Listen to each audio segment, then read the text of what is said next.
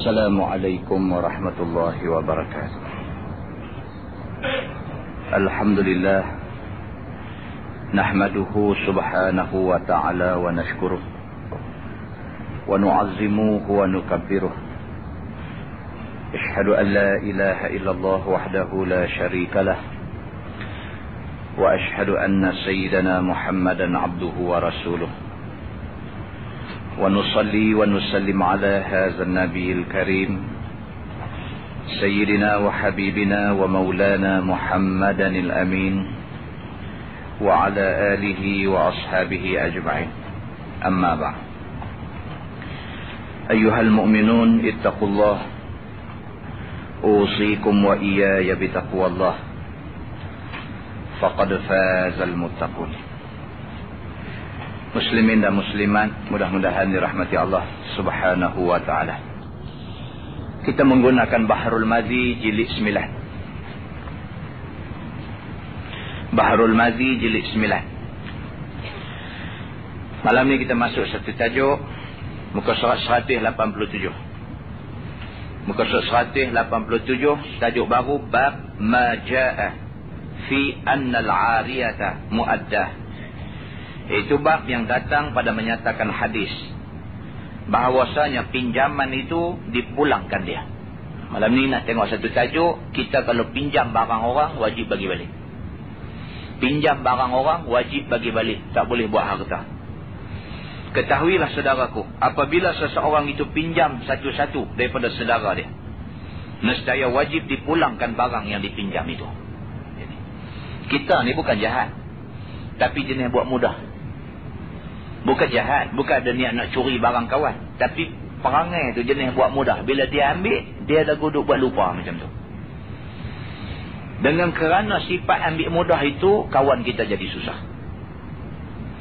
Barang dia kita pinjam, dengan kerana kita pinjam, dia tak ada barang tu, sampai ganggu kerja dia. Sedangkan barang yang kita pinjam tu kita ambil terus ke kita.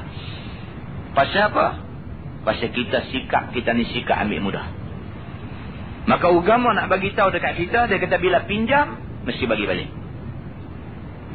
Kata dia sekiranya pinjamnya itu berkait dengan hari atau jam, nescaya wajib dipulangkan pada masa cukup janji itu. Kalau kita pinjam dengan janji, minggu depan hari Isnin aku bagi balik, Isnin mesti dibagi balik. Pasal apa? Pasal pinjam itu pinjam yang berkait dengan jam dan masa dan hari dan sebagainya, mesti tepat pada hari yang kita janji. Pinjam ni 5 hari, minggu depan aku bagi balik. 5 hari kena pergi bagi balik. Ini disiplin sebagai orang Islam. Yang apabila kita tidak patuh kepada disiplin ini, orang nampak Islam tak cantik. Orang tengok Islam ni tak cantik, maka orang kata Islam ni tak boleh pakai. Sebenarnya Islam tu amat-amat boleh pakai. Yang tak boleh pakai ni kawan hak mengaku Islam ni. Dia ni yang tak boleh pakai. Dia membawa fitnah kepada agama Islam.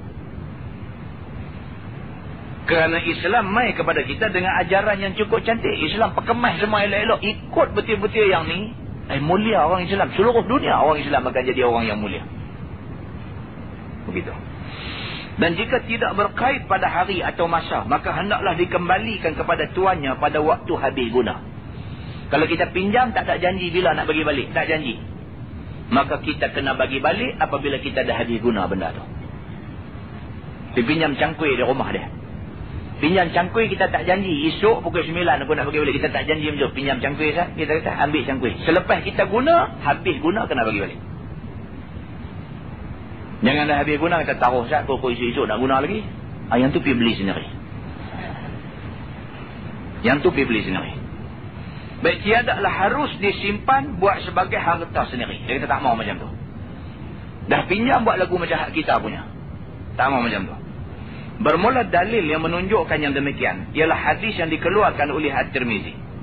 Katanya an Abi Umamah radhiyallahu anhu qala sami'tu an-nabiy sallallahu alaihi wasallam yaqul fi khutbati 'am hajjatil wada' al-'ariyatu mu'addah waz-za'imu gharib wad-dainu maqdiyun. Diriwayatkan daripada seorang sahabat Nabi sallallahu alaihi wasallam yang masyhur dengan nama Abi Umamah radhiyallahu anhu. Katanya, aku dengar Nabi SAW bersabda ia pada khutbahnya. Tahun dia mengerjakan haji yang bernama Haji Wada. Bermula barang pinjaman itu dipulangkan dia. Dan orang yang menjadi tukang dhamin seseorang itu ialah orang yang berhutang. Yakni, jika sekiranya orang yang kena dhamin tidak menyempurnakan apa yang didhaminkannya, nescaya kenalah pula ke atas orang yang mendhaminnya. Dan bermula hutang itu dibayarkan dia. Yakni wajiblah atas yang berhutang itu membayar hutangnya. Itu dia. Waktu Nabi pergi buat haji wada' ni. Haji yang penghabis. Maksud penghabis itu ialah itulah satu-satunya Nabi buat haji. Nabi buat haji sekali aja. Nabi SAW dia pergi buat haji sekali aja. Kita ni kira terror lebih pada Nabi. 5 kali buat haji kita ni. Nabi SAW tu sendiri sekali aja buat haji. Nabi buat haji, lepas tu Nabi wafat.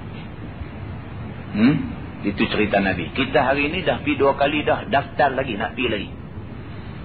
Akibat dia apa? Akibat dia ramai orang yang tak pergi lagi, tak boleh pergi. Kota terhad. Orang yang tak pergi lagi ramai. Hari ni tuan-tuan, kalau tahun ni tuan-tuan pergi daftar haji, 7 tahun ke depan. 7. Saya baru telefon tabung haji. 7 tahun ke depan. Ni kalau daftar hari ni, 7 tahun ke depan. Tahun lepas kalau daftar 3 tahun ke depan. Tahun lepas 3 tahun ke depan. Tahun ni daftar 7 tahun ke depan. Maka orang yang sudah pergi buat haji, sudahlah, tak usah pergi dah. Bagi orang yang tak pergi lagi, ramai lagi orang yang tak pergi lagi. Sedangkan haji itu rukun Islam. Bagi mereka ni peluang pergi pula. Dan bagi orang yang kerja dengan kerajaan ni, kalau nak pergi haji, pergi laki bini sekali pergi. Jangan laki pergi dulu, bini tak pergi lagi, esok balik mai, bini nak pergi pula, dia nak kena pergi sekali lagi. Mengganggu kota orang lain. Dan benda macam ni kena fikir. Pasal apa? Orang pun nak pergi juga buat haji. Kita saja duk pergi pulun sampai 4-5 kali ni, apa cerita? Kalau ada duit buat lain lah pula. Rabang ni, saya duit banyak ni Ustaz, nak buat macam mana tu yang saya duk kena pergi haji tu? Duit banyak bagi mai sini, aku tahu nak buat macam mana. Banyak benda kita boleh buat. Lah ni orang nak buat mahat tahfiz Quran merata tempat orang tak ada duit. Duit hang banyak-banyak ni tak payah pergi buat haji 3-4 kali. Antak mai 6-7 ribu yang nak pergi haji tu, kita pergi bagi dekat orang nak buat mahat tahfiz. Pahala hang dapat ni sampai hang mati, pahala tu duk dapat lagi. Tapi budaya masyarakat kita ni dia tak jadi macam tu. Dia syok pergi duk repeat haji ni. Dah pergi dah nak pergi lagi, pergi dah nak pergi. Jumpa orang, abang saya alhamdulillah lah takat ni masuk 13 kali dah. Dia jadi satu kebanggaan pula dia buat kerja macam tu. Ini kita tak mahu. Pasal apa? Pasal dia mengganggu orang yang tak buat haji lagi nak pergi. Pergi clear bang. Pergi clear bang. Pergi kalau dia laki-laki, ada isteri, bawa isteri pergi sekali. Selesai. Dan ke depan esok, bagi orang lain pula pergi untuk buat haji. Ni dengan kerana tu, dengan kerana kota, lah ni jadi macam-macam. Dah. Ni syarikat yang duk bawa orang pergi haji apa semua yang tidak dapat restu daripada tabung haji dan sebagainya, nak kena saman dah mereka ni. Nak kena saman dah. Pasal apa ni timbul benda ni semua? Pasal apa? Yang pertama sekali punca dia pasal kota kita kecil. Kota Indonesia 250,000 setahun. Kota Indonesia 250,000 setahun. Kota kita 19,000. Jadi kota Malaysia ni kecil. Dengan kerana kota kecil ni tidak boleh pergi ramai. Oleh kerana kita dah faham bahawa kota kita ni kecil, janganlah orang yang dah pergi nak repeat pergi lagi. Jangan bagi orang yang tak pergi lagi pula pergi. Dengan kerana kita dah pergi dah nak pergi lagi, maka orang yang nak pergi tak boleh pergi, dia pun pergi gagal kok belah siam tu. Nanti ingat senang nak pergi haji kok belah siam, kena tukar identiti diri habis semua. Nama kena tukar, pasport pakai siam punya dan sebagainya. Bila sampai di tanah suci sana tu, bila jadi apa-apa. Tak jadi apa tak apa. Bila jadi apa-apa, bila mati dan sebagainya, pihak berkuasa Saudi dia nak tanggungjawab ni. Siapa, negeri mana nak bertanggungjawab ke atas mayat orang mati ni? Cara Thailand tak mau tanggungjawab. Dia cuma bagi pakai visa dia aja untuk pergi haji. Dia tak mau bertanggungjawab ke atas orang yang mati ni. Jadi bila jadi macam ni, keluarga yang pergi terpaksa kata dia ni orang Malaysia. Bila kata orang Malaysia, pergi pejabat tabung haji, cek dalam komputer nama tak ada. Pasal dia tidak main ikut Malaysia. Bila timbul macam ni, ada kes jadi hak baru ni punya, mati mayat kena tahan lama. Pasal apa? Pasal nak kena clear proses ni dulu. Kita mati di kampung pun nak kena ada permit polis untuk kubur mayat dan sebagainya. Sopalah negeri lain pun dia nak surat tu. Surat yang mengesahkan dia ni warga negara mana. Jadi janganlah kita pergi jadi masalah yang akhirnya mengakibatkan kita sendiri tertahan tak boleh nak ke bumi. Dia start punca pada awal. Start daripada apa? Daripada kota kita kecil. Dah kota kecil, kawan hak pidah nak pergi lagi, dia duduk main roswat macam tu. Benda ni bila diterangkan tak kena gaya, orang tak faham, dia marah balik kepada orang yang terang ni. Dia duduk halang orang nak pergi Mekah. Nampak? Inilah masalah yang duduk timbul dalam masyarakat kita sebab tidak semua orang faham apa yang orang nak bagi tahu. Muslimin dan muslimat yang dirahmati Allah sekalian. Nabi SAW ketika dia buat haji ni, ketika Nabi SAW buat haji ni, Nabi bagi satu khutbah. Di antara isi khutbah itu apa dia? Nabi kata al-ariyatu muaddah. Apabila kamu pinjam barang orang, mesti bagi balik. Makna benda ni bukan benda kecil. Benda ni bukan benda kecil. Benda ni dia boleh mengakibatkan berlaku satu perkara besar. Punca daripada pinjam orang tak bagi balik, punca daripada tu dia boleh bawa kepada satu akibat yang besar. Boleh jadi bunuh-membunuh di antara satu sama lain. Satu orang pinjam barang satu orang, dia pinjam, dia tak bagi balik. Lepas tu dia mati. Bila dia mati, anak dia kata hak tu hak pak dia punya. Sedangkan hak tu bukan hak pak dia punya, hak orang lain punya. Pak dia pinjam, pak dia tak bagi balik. Kawan tu main tuntut barang dia. Yang anak si mati ni tak tahu kata barang ni hak dia punya, dia ingat hak pak dia punya. Jadi berkeli-berkeli sampai jadi bunuh. Tentu ingat benda kecil tak boleh bawa pergi sampai ke situ lah. Rumah saya ada pakai orang gaji. Dia orang Patani, orang Selatan Thai. Dah umpuan. Nak cerita kata benda kecil boleh jadi besar ni. Hari tu ni dia dah abang kata nak berhenti kerja. Dia kata ustaz, dia pun ingat nak berhenti kerja dah. Pasal apa? Pasal dia ingat balik ni nak kahwin. Kita kata tak apa lah. Balik pergi. Tengok mai pula. Nak kerja pula. Kata hari tu kata nak kahwin. Dia kata tak jadi kahwin. Dan pasal apa? Pasal tunang dia hak janji nak kahwin dengan dia tu dah lambat sangat dia tunggu dia menikah dengan orang lain. Tak apalah, kata tak ada jodoh hang. Kata kita itu makna dia tak ada jodoh. Tak apalah, kerjalah lagi. Cuti balik dia pula. Balik mai pada cuti tu pula dia kata apa? Dia kata ustaz, dia kata mujur sungguh dia kata. Orang Petani cakap bunyi Kelantan lah. Dia kata mujur sungguh, dia kata tak kahwin dengan dia tu orang itu.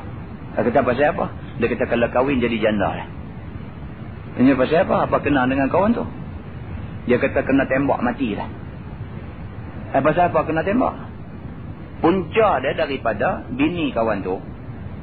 Bini tu, hak laki-laki tu, sudah bergaduh dengan bini jiran sebelah rumah pasal berebut tempat jemuk kain. Ni nak cerita benda kecil ni. Punca dia tempat jemuk kain tu sikit. Jadi pakat kongsi. Dia ni bawa keluar kain baju setimba nak jemuk, kau ni bawa keluar kain baju setimba nak jemuk. Dia berebut nak tempat sidai kain tu. Bini sama bini berebut tempat sidai kain, laki keluar main masuk campur. Jadi berkelip-kelip-kelip, kawan tu masuk dalam rumah, keluar pistol bagi. Pang, kata mati. Tuan-tuan pernah terfikir benda tu nak jadi macam tu? Berebut tempat jemuk kain. Akibat dia apa? Tembak mati. Maka dengan kerana tu, Islam ni dia punya style, Islam punya fashion. Macam mana? Dia tak mau buka sebarang ruang yang boleh jadi macam tu. Dengan kerana pinjam barang, lepas pinjam tu buat mudah, tak bagi balik tu buat lagu tak kisah macam tu. Bukan ada niat nak curi, tapi tak ada ingat nak bagi balik. Akhirnya dia yang pinjam ni mati. Bila mati, anak dia duk sangka barang tu hak pak dia punya. Esok ni bila tuan punya barang tu main nak minta balik barang dia, anak ni tak bagi. Dia kata pasal apa? Barang ni pak aku punya. Nampak tak? Punca daripada pinjam buat ambil mudah. Yang akhirnya boleh mengakibatkan macam-macam. Setidak-tidaknya akibat masa muka. Mau nak jadi lebih lagi, akibat sampai pergi cari bomoh, buat sihir dan sebagainya. Mau nak jadi teruk lagi, boleh jadi sampai bunuh macam yang kita sebut tadi. Maka benda yang Islam sebut ni sebenarnya bukan benda kecil. Islam bila dia sebut kata nak kena jaga, benda tu besar. Benda tu kena jaga. Pasal tak jaga, dia boleh mengakibatkan jadi benda besar. Macam tu. Anak kita duduk di rumah, dia jenis lagu duduk mudah duduk ambil duit ni. Dia ambil duit mak dia ambil duit ayah dia. Kita pula jenis benda lagu tu kita buat tak kisah. Allah dia kata dia nak beli apa-apa lah tu, dia ambil tu, kita buat mudah. Walhal sebagai ibu bapa kita kena didik dia. Kita kena kata kat dia, abang kalau nak duit minta dekat ayah, minta dekat mak. Jangan abang duk ambil sengak-sengak macam ni. Tapi oleh kerana kita ni, sikap kita ni jenis buat mudah benda macam tu. Allah ambil duit mak apa, bukan ambil duit orang. Kita buat mudah. Maka akhirnya sudah jadi tabiat dia ambil orang punya ni. Sudah jadi tabiat. Bila dia pergi masuk sekolah asrama, dia duk ambil duit kawan dia. Bila dia masuk asrama, dia ambil duit kawan dia. Pasal apa? Pasal masa dia duduk di rumah, dia duduk ambil duit mak dia, dia duduk ambil duit ayah dia. Mak dengan ayah dia anggap benda tu kecil. Islam tidak mau jenis didikan macam ni. Islam tidak mau sikap ambil mudah macam ni. Islam tak mau. Islam mau semua benda mau ikut peraturan. Walau anak utang duit bapa sekalipun, Islam kata apa? Islam kata, "Iza tadayantum bidainin ila ajalin musamma faktubuh." Islam kata kalau kamu hutang duit satu-satu orang, pastikan hutang yang kamu buat dengan janji nak bayar pada satu tempoh esok ni, hutang itu disuratkan. Buat surat perjanjian bahawa saya hutang duit kamu, saya akan bayar pada sekian-sekian masa. Faktubuh, dia guna fi'il amar, maka hendaklah kamu tulis dalam satu surat mengatakan kamu hutang duit. Pasal apa? Tak mau esok jadi apa-apa. Tak boleh buat mudah, tak boleh kata tak apa. Maka inilah yang Nabi SAW waktu buat kerja haji ini, waktu tu Nabi bagi satu khutbah. Di antara isi khutbah dia, Nabi kata al-ariyatu muaddah. Nabi kata barang yang kita pinjam mesti bagi balik. Begitu. Waz-za'imu gharim. Dan yang kedua, Nabi SAW pesan dalam khutbah dia, dia kata dan ada pun orang yang menjamin orang yang berhutang, maka dia dianggap seperti orang yang berhutang. Nampak? Kawan kita hutang, kita jadi garantor, kita pergi jadi penjamin dia. Bila kawan yang hutang ni tak bayar hutang, kita ni wajib bayar hutang bagi pihak dia. Pasal apa? Hang pergi jadi penjamin dia dulu. Sebab tuan-tuan, benda ni kita kena jaga. Bila masih kita tengok satu macam ya, dia minta kita jadi penjamin, kita kata tak boleh, saya dah jamin ramai orang dah. Pasal apa? Pasal esok nak jadi macam ni. Dia hutang tak bayar, kita kena. Dia yang hutang, dia yang ambil manfaat, ambil nikmat daripada duit yang dia hutang. Dia tak bayar, kita pula kena duk bayar. Adakah itu peraturan dunia yang bukan disuruh oleh Islam? Tak, itu peraturan Islam. Islam kata bila kamu bersedia untuk menjadi penjamin kepada orang yang nak berhutang, maka kamu yang jadi penjamin itu juga dianggap sebagai orang yang berhutang. Dari segi apa? Dari segi tanggungjawab nak membayar hutang kawan yang bagi hutang tu. Kalau kawan ni tak bayar, hang kena bayar. Nabi SAW sebut benda ni ketika Nabi buat haji wadah dulu. Sahabat kata, ya Rasulullah, dia kata, adakah kalau aku ni turun dalam perang jihad ini, dosa aku akan diampunkan oleh Allah Subhanahu Wa Taala? Nabi kata, ada na'am, ya. Nabi kata, kalau sekiranya hang turun berperang jihad dan hang mati syahid, dalam keadaan hang sabar dalam menahan sakit sebelum mati, dalam keadaan hang ikhlas kerana Allah pergi berperang ni, dan hang mati dalam keadaan maju ke depan nak berperang, bukan nak cabut lari daripada musuh. Kalau 3 syarat ini dipenuhi, dosa kamu akan diampunkan oleh Allah Subhanahu Wa Taala semua sekali. Nabi kata ke dia. Lepas Nabi kata lagu tu, Nabi kata ke dia tadi, lagi sekali Nabi kata, apa kamu kata tadi? Nabi tanya gitu sekali lagi ke dia. Seolah-olah macam Nabi nak minta kepastian. Hang tanya apa tadi? Sahabat ni kata balik ke Nabi. Dia kata, kalau sekiranya aku turun dalam perang jihad ini dan ditakdirkan aku mati dalam perang jihad ini, adakah aku dianggap mati syahid yang boleh menyebabkan Allah ampun semua dosa aku? Dia ulang lagi sekali. Nabi kata kepada dia, ya. Nabi kata, kalau sekiranya kamu turun perang dan ditakdirkan kamu mati syahid, hal keadaan kamu pula sabar dalam menahan sakit sebelum mati itu, hal keadaan kamu pula ikhlas di dalam nak turun perang itu, hal keadaan kamu pula mati ketika kamu sedang marah ke depan nak serang musuh, bukan kamu nak lari daripada medan perang, kamu adalah mati syahid dan Allah ampun semua dosa kamu kecuali hutang. Nabi kata sikit, Nabi tambah di ujung tu, kecuali hutang. Dosa Allah ampunkan, tapi hutang yang kamu hutang tapi kamu tak bayar, yang tu tetap sangkut juga. Kalau isteri kamu, anak kamu tidak tolong lunaskan hutang itu, tidak tolong bayar hutang itu, maka kamu sangkut juga di padang mahsyar esok ni. Hadis itu hadis sahih riwayat Imam Muslim. Muslimin dan muslimat yang dirahmati Allah sekalian. Kata At-Tirmizi, dan pada bab ini ada riwayat daripada Samurah dan Safwan dan bin Umayyah dan Anas. Dan katanya bermula hadis Abi Umamah ini ialah hadis yang hasan lagi gharib. Dan sesungguhnya diriwayatkan daripada Abi Umamah daripada Nabi SAW lain daripada ini wajah. Masalah merosakkan barang yang dipinjam hak orang itu apa hukumnya? Ni pula. Dahlah pinjam barang orang bagi lingkup. Mai kata ni aku pinjam motor hang Ustaz. Contoh kata tapi aku nak pakai. Nak pakai bila? Aku malam ni nak pakai. Nak pergi dengar ceramah. Aku nak pinjam dekat petang ni aja. Ambil pi terjun parit mana kan dengan motor tu. Mai hantar balik dengan maggat pun patah, dengan apa semua, jadi handle pun kiat dan sebagainya. Apa hukumnya kita pinjam barang orang kita bagi rosak? Apa hukum dia? Ya saudaraku, apabila meminjam seseorang akan kitab atau apa-apa benda kepada seorang saudaranya, tiba-tiba rosak kitab itu di dalam tangan orang yang meminjam itu, apa hukumnya? Kata dia telah bersalah-salahan ulama. Pada mazhab kita, mazhab Asy-Syafi'i dan mazhab Ahmad bin Hanbal, hukum orang yang meminjam itu samalah dengan hukum orang yang menjamin satu orang tadi. Sama. Bukankah apabila seseorang itu menjamin saudaranya, tiba-tiba saudaranya tidak terbayar pada masa cukup janji bayar itu, nescaya kena ke atas orang yang menjamin itu membayarnya. Kita tadi dia jamin satu kawan pinjam duit, kawan hak pinjam ni tak boleh bayar, dia penjamin kena bayar. Kes tadi.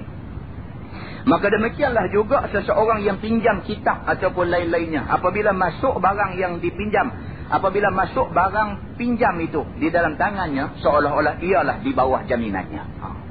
Bila kita pinjam barang orang, barang tu sudah duduk bawah jaminan kita. Maknanya rosak ke apakah, kita kena bertanggungjawab. Pasal dia duduk bawah tangan kita. Tiba-tiba rosak barang yang di dalam tangannya itu, maka kenalah dia ganti ataupun bayar harganya balik. Itu dia. Islam buat keputusan macam tu. Kita pinjam motor dia, kita bagi rosak. Kita bertanggungjawab kena repair motor tu bagi jadi elok balik sebelum diserah ke dia. Itu tanggungjawab dia. Bermula dalil yang menunjukkan atas yang demikian ialah hadis yang dikeluarkan oleh Imam At-Tirmizi. Katanya an Samurah anin Nabi sallallahu alaihi wasallam qala, "'Ala al-yadi ma akhadhat hatta tuaddiya." Maksudnya diriwayatkan daripada seorang sahabat Nabi sallallahu alaihi wasallam yang bernama Samurah bin Jundab radhiyallahu anhu. Ada orang baca Jundab, ada orang baca Jundub. Daripada Nabi sallallahu alaihi wasallam sabdanya, atas tangan orang yang meminjam itu apa yang telah diambil pinjam dari tangannya, daripada tangan yang empunyanya, sehingga ditunaikannya dan dipulangkannya sebagaimana ia ambil.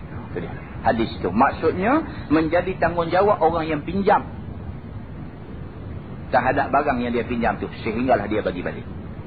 Kalau dia pinjam elok, dia kena bagi balik elok. Dia tak boleh pinjam elok bagi balik rosak. Dia kata aku tak tahu, aku ambil aku tak ada buat apa, dia tahu rosak. Hang pi perbaik, kata dia.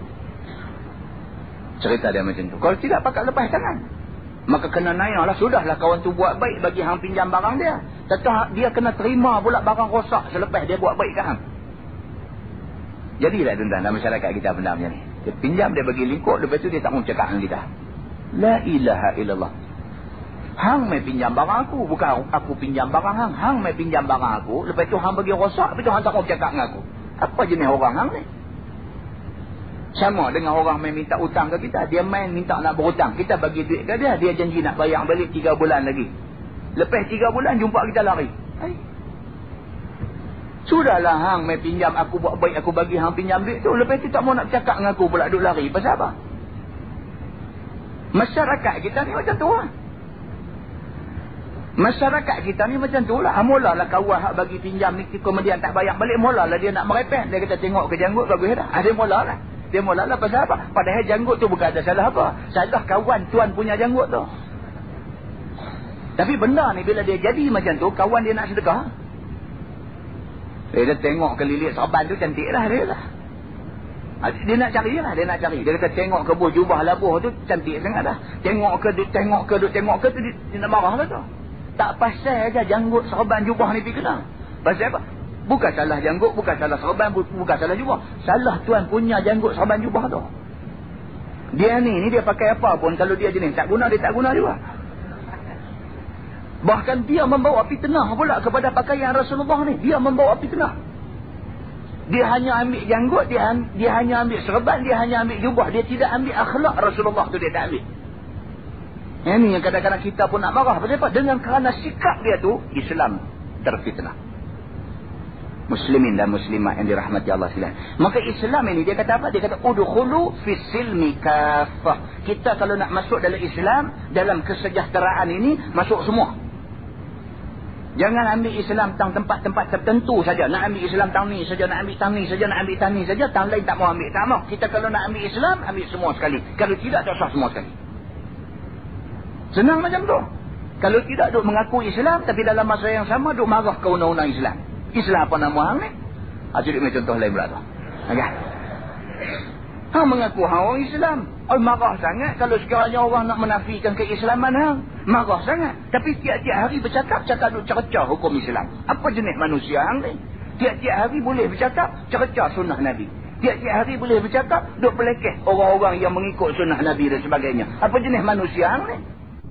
Mengaku Islam tapi tidak seperti mana yang kita duk mengaku tu. Tak mau macam tu.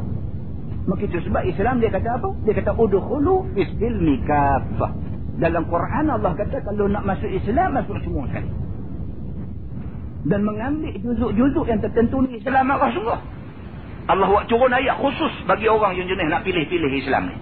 Afatu'minuna bi ba'dil kitabi wa takfuruna bi ba'd. Allah kata adakah kamu nak beriman setengah, kamu nak engkar setengah? Fama jaza'u man yaf'alu dhalika minkum illa khizyun fil hayatid dunya wa yawmal qiyamati yuradduna ila ashaddil azab. Sadaqallahul azim. Allah kata dah orang buat perangai macam ni. Perangai Islam ni nak ambil tang mana? Tang kenduri kenara ikut Islam. Islam ni ambil tang mana? Sakit demam ikut Islam. Islam ni ambil tang mana? Bila ada mati dan sebagainya nak ikut Islam. Islam ni nak ambil tang mana? Bila mai bulan puasa nak puasa ikut Islam. Islam ni ambil tang mana? Bila mai musim orang pergi haji dia pun pergi haji ikut Islam. Islam ni yang dia tak mau tang mana? Bila mai tang undang-undang dia tak mau. Bila mai tang sistem ekonomi Islam dia tak mau. Bila orang bercakap tentang pelaksanaan sistem ekonomi Islam dia kata hadu adalah elok dah. Asyik kita kata mana elok? Quran kata tak elok. Quran kata sistem ekonomi yang berorientasikan riba ini tentu tak elok. Dia kata hadu adalah elok. Kita kata tak, hak Islam punya elok, hadu adalah tak elok. Kita duk kata hak Allah elok pasal kita tak pernah terai hak Islam. Kita kata lagu tu, dia kata hang cakap pandai sangat hang tak hidup zaman makan ubi kayu, hang cakap pandai. Dia kata kat kita lagu tu pula. Dia kata hang tak pernah rasa ubi kayu, hang nak cakap pandai. Dia kata bukan soal ubi kayu, bukan soal ubi kentang. Ini soal Islam. Sayyidina Hawa kata dalam buku dia kata apa? Dia kata al-Islam huwal Islam. Dia kata yang dikatakan Islam itu ialah Islam. Islam tidak serupa dengan benda lain. Kita tidak boleh sama Islam dengan komunis. Kita tidak boleh sama Islam dengan nasionalis. Kita tidak boleh sama Islam dengan sosialis. Islam huwal Islam. Islam adalah Islam. Nampak tak habis dah kitab kita ni? Kan? Ada dia begitu. Kadang-kadang manusia dia tidak faham benda ni. Kerana tidak faham benda ni, maka dia ambil Islam juzuk-juzuk aja. Ada bercakap pasal undang-undang Islam ni pun satu. Undang-undang Islam nak undang-undang Islam yang tu yang ni pinjam cangkui orang tak pergi balik. Sopa juga tu kan. Sopa juga. Hak tu pun sopa juga. Bercakap ni kira nak negara Islam, sistem ekonomi Islam apa semua nak Islam. Tengok dalam rumah dia, anak pinak tak pakai kelumbung pun. Nak buat negara macam mana ni, keluarga pun tak boleh jaga. Nampak tak? Ni semua contoh-contoh yang kita nak bawa, nak tunjuk bahawa orang ni dia punya keliru dengan Islam ni, dia main rabut ikut hak mana dia nak rabut saja. Sedangkan Islam ni tidak begitu sifat dia. Islam ni dia punya coverage menyeluruh semua sekali. Barulah orang nak kata ke kita tak boleh. Nak kata ke kita, tengok kita pun okey, tengok anak bini kita okey, tengok semua kita jaga. Seberapa daya boleh jaga kita jaga. Allah bantu kita insya-Allah. Begitu. Muslimin dan muslimat yang dirahmati Allah sekalian. Kata At-Tirmizi, ini hadis hasan lagi sahih. Dan sesungguhnya telah berjalan setengah daripada ahli ilmi, daripada sahabat Nabi SAW dan lain daripada mereka itu kepada ini hadis. Dan kata mereka, menjamin orang yang meminjam itu akan apa yang dipinjamnya, maka ialah perkataan Syafi'i dan Ahmad. Dia kata, itu dia. Orang yang jamin barang, kawan yang pinjam barang, maka dia seolah-olah meminjam barang itu. Maka dia wajib bayar kalau kawan yang pinjam tidak bayar. Begitu. Dan kata setengah daripada ahli ilmi, daripada sahabat Nabi SAW dan lain daripada mereka itu, tiada jamin atas orang yang pinjam. Yakni tiada binasa barang pinjaman itu di dalam tangan orang yang meminjam. maka tiada apa kena ganti ataupun kena bayar, melainkan apabila melampaui gunanya ataupun diancil-ancilkan dan tiada ambil endah dengan hak orang. Dia ni.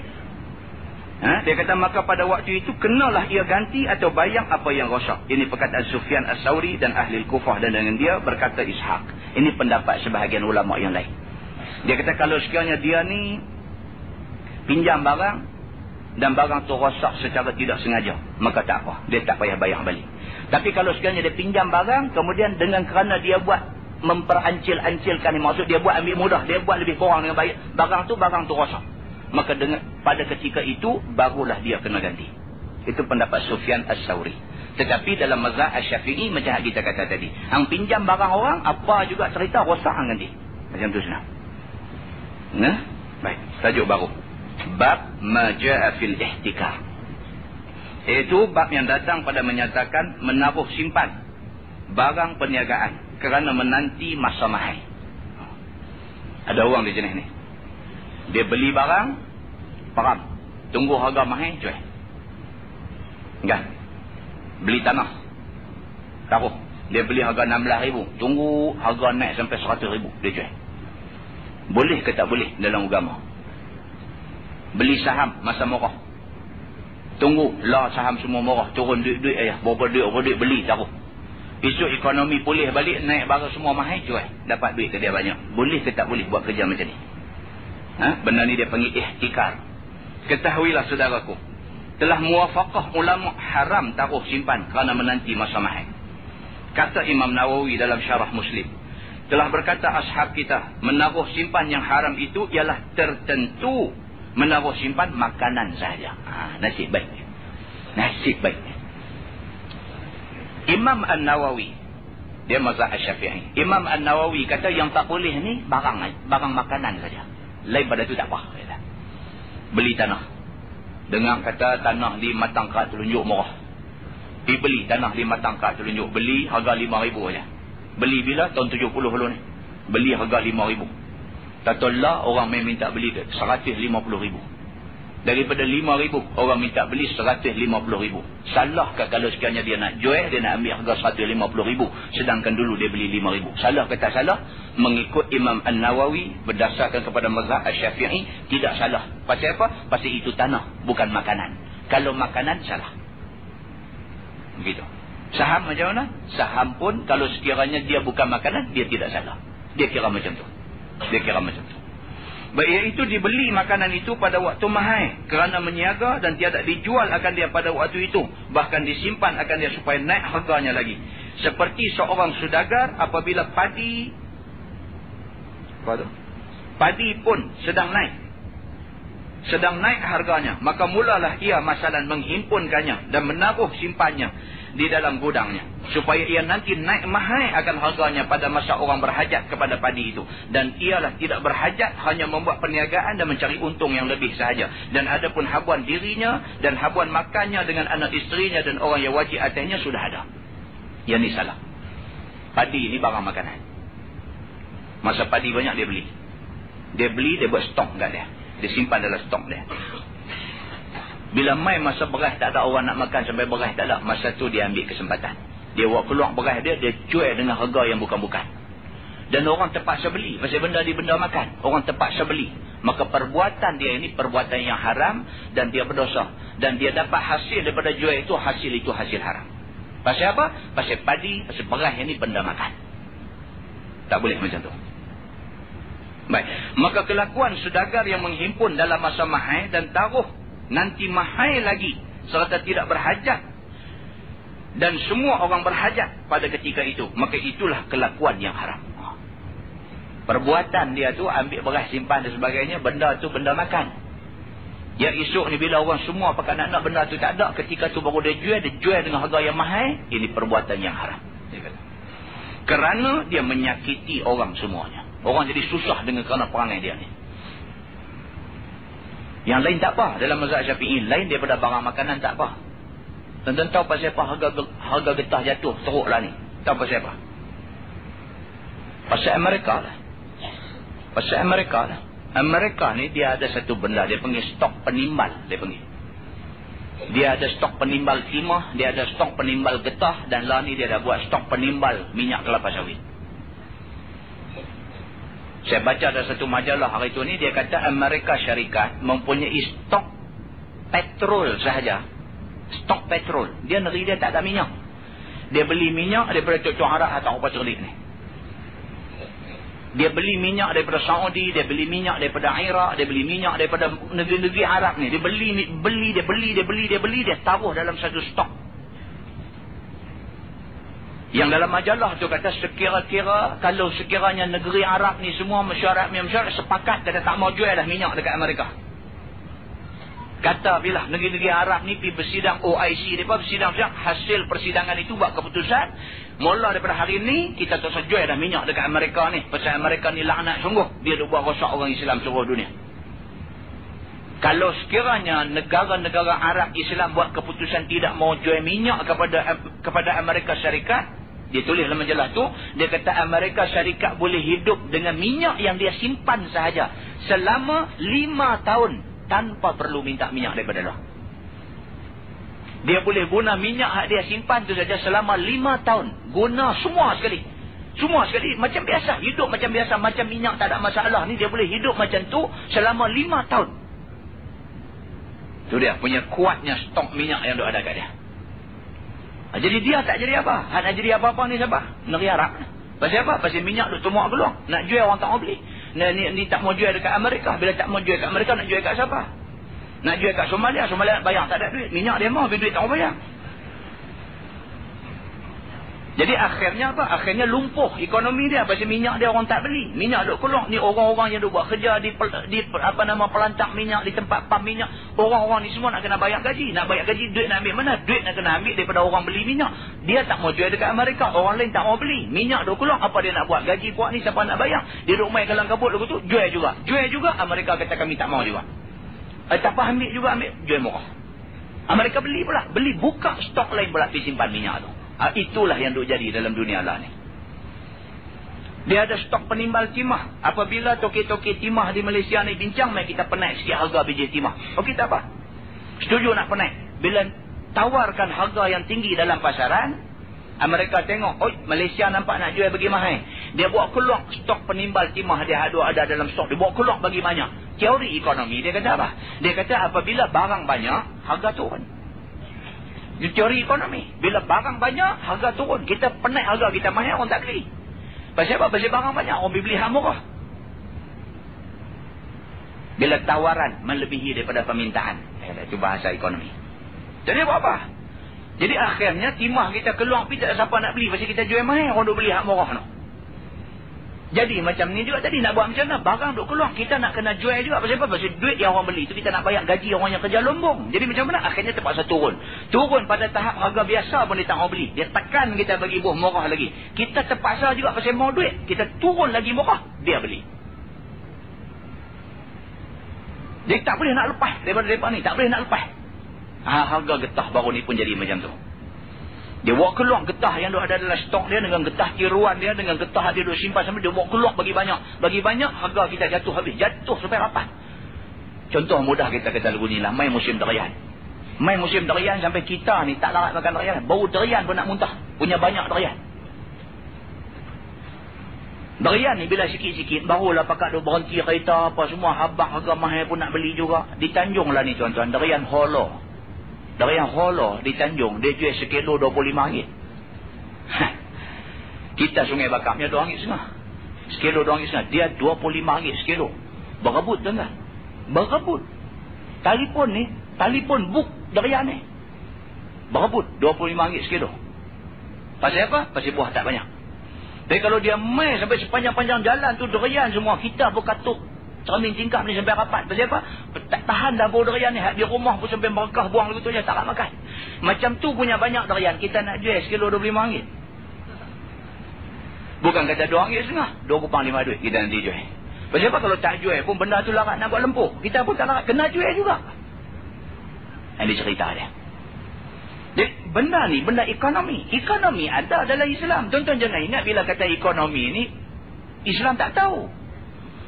Pasal banyak masyarakat kita hari ni bila sebut Islam, dia nak nampak apa? Islam ni sembahyang jemaah. Bila sebut Islam, Islam dia nampak apa? Islam ni puasa bulan Ramadan. Sebut Islam ni apa? Islam ni kena himpun duit pergi Mekah. Islam ni apa? Islam ni masuk Jawi. Islam ni apa? Islam ni buat kenuri. Dia duduk nampak macam tu je. Bila mai bercakap tajuk ekonomi, dia kata ni bukan cerita Islam, ni orang putih punya cerita.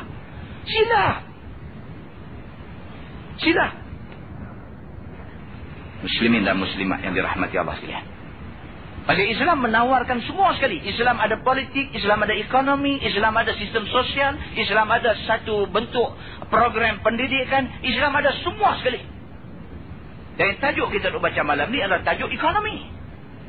Islam tidak benarkan sebarang usaha dalam bentuk monopoli yang kemudiannya mempunyai kepentingan sendiri. Islam tak mahu macam tu. Islam tidak mahu wujud satu gergasi ekonomi yang kaya-kaya dalam sebuah negeri yang dia ni mengatur segala-galanya tentang ekonomi dalam negara. Tak mahu. Dia kontrol semua. Sampai dia bersin pun stok market jatuh. Kita tak mahu macam tu.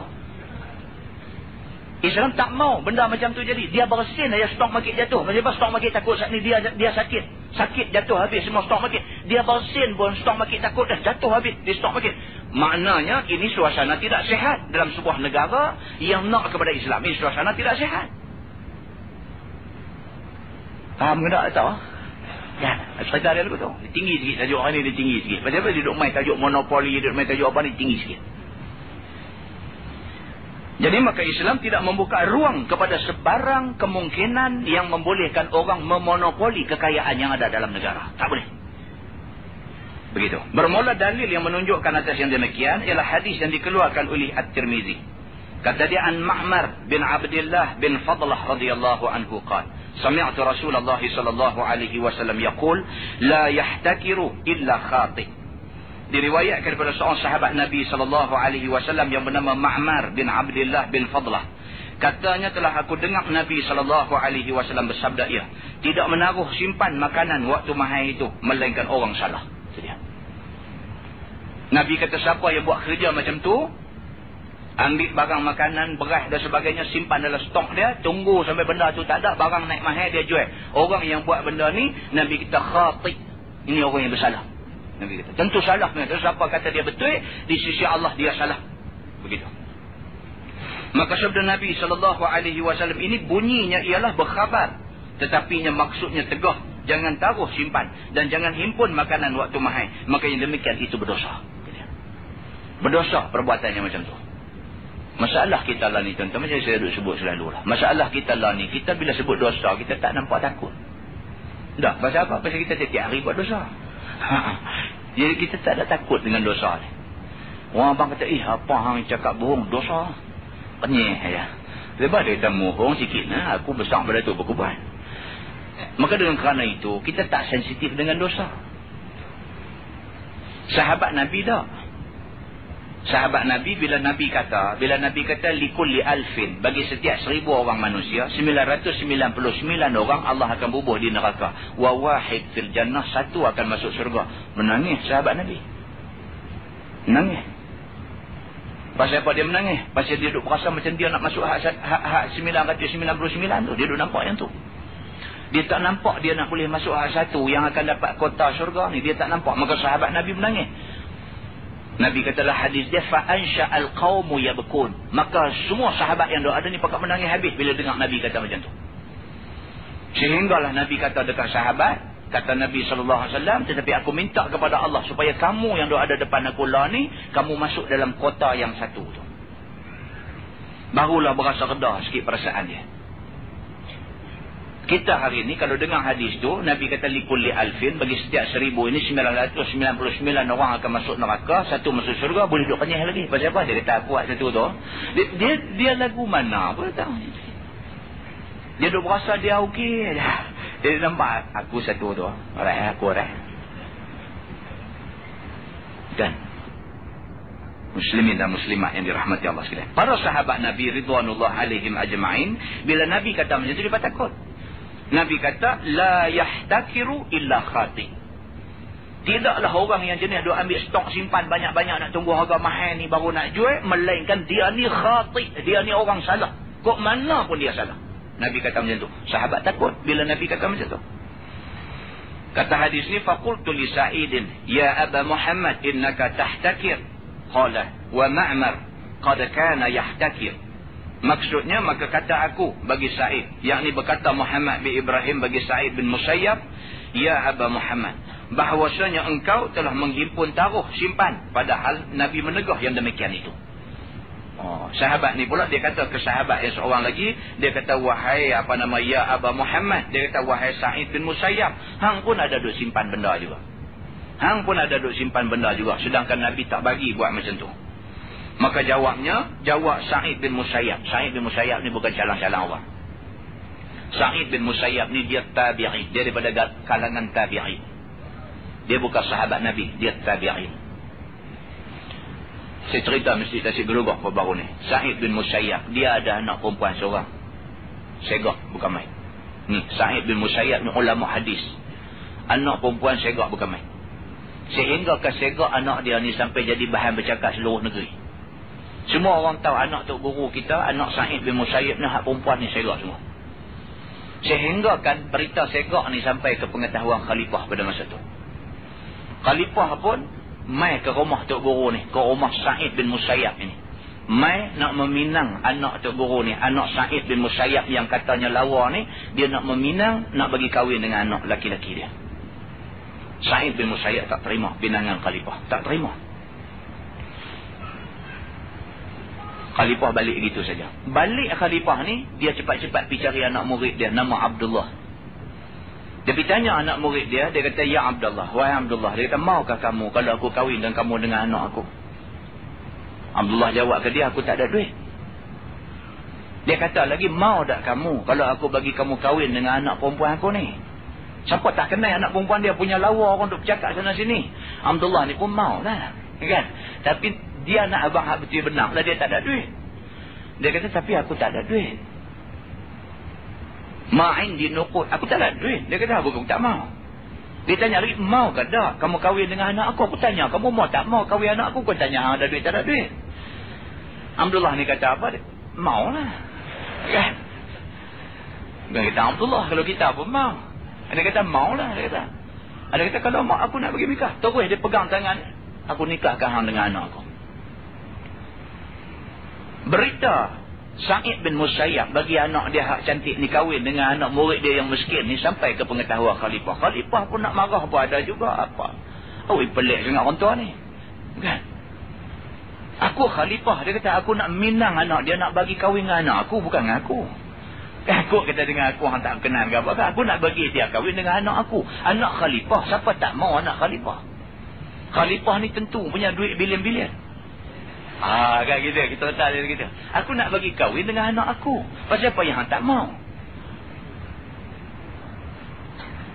Pergi rumah Tok Guru ni, pergi rumah Sa'id bin Musayyab. Dia kata, wahai Tok Guru, dia kata, aku nak tanya kamu lah, wahai Sa'id bin Musayyab, aku nak tanya kamu. Pasal apa baru kemarin aku main meminang anak kamu, kamu kata anak kamu tak bersedia lagi nak kahwin, tiba-tiba aku dengar kamu kahwinkan dia dengan budak miskin ni. Apa dia jawab dekat khalifah? Sa'id bin Musayyab jawab, dia kata, aku kahwinkan anak aku dengan budak ni kerana aku sayang akhirat dia. Faham? Mana kalau aku bagi anak aku kat hang, tak tahu apa jadi anak aku. Hang buat kacang parpu habis anak aku ni. Ya. Aku kahwinkan anak aku dengan anak murid aku yang miskin ini kerana aku sayang agama dia. Berkata ulama, perbuatan sahabat dan tabi'in itu bukannya ia simpan taruh makanannya, bahkan ia yang lain daripadanya. Ulama bagi tahu sebenarnya yang Sa'id bin Musayyab dan juga Ma'mar ni buat bukanlah beli makanan simpan, tapi dia beli barang lain daripada makanan dan simpan. Istimewa pula ada keterangan yang kuat, iaitu kata Abu Isa, dan sesungguhnya telah diriwayatkan daripada Sa'id bin Musayyab, ia ada himpun taruh menanti mahal akan minyak dan kayu yang bernama khabr dan seumpama daripada itu. Dia ni bukan simpan makanan, dia jenis minyak dan sebagainya dia simpan, dia beli kayu-kayu dan sebagainya simpan, bila harga mahal dia jual. Dan benda ni tidak ditegah oleh Nabi SAW kerana yang Nabi tegah itu makanan, bukan benda lain. Maka menunjukkan yang lain daripada makanan seperti gandum, padi dan jagung dan sebagainya itu tidak haram ditaruh simpan menanti waktu mahal. Lain daripada gandum, jagung, apa semua jenis benda makan ni, selain daripada tu kalau kita beli masa murah, tunggu masa mahal jual, tidak jadi salah. Tapi kalau jenis makanan, gandum, beras, jagung dan sebagainya jenis makanan, kita beli simpan, tunggu mahal jual, itu salah. Maka itu dijelaskan oleh ulama. Kata At-Tirmizi, dan pada bab ini ada riwayat daripada Sayyidina Umar dan Sayyidina Ali dan Abi Umamah dan Abdullah bin Umar radhiyallahu anhu. Dan bermula hadis Ma'mar ini hadis yang hasan lagi sahih. Dan bermula amal atas ini hadis di sisi ahli ilmi. Menegah mereka itu akan menghimpun taruh simpan akan barang makanan menanti mahal. Dan telah mengharus oleh setengah daripada ahli ilmi pada menaruh simpan pada lain daripada makanan itu. Dan kata Ibnul Mubarak, dan tidak mengapa simpan taruh pada kapas dan kulit dan sumpama yang demikian itu dan menantikan waktu mahalnya. Dia kata itu dia. Kalau lain daripada makanan itu tidak salah. Yang salah itu adalah makanan. Wallahu a'lam. Kemudian tu. Lepas ini kita tengok tajuk yang berikutnya.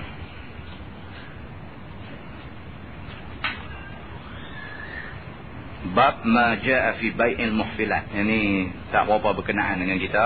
Kita tengok tajuk yang berikutnya. Bab ma ja'a fil yamin al-fajirah yaqtati'u biha mal al-muslimah. Yang ini ada kaitan. Bab yang datang pada menyatakan sumpah bohong supaya memutus dengan dia akan harta orang lain. Yang ni penting.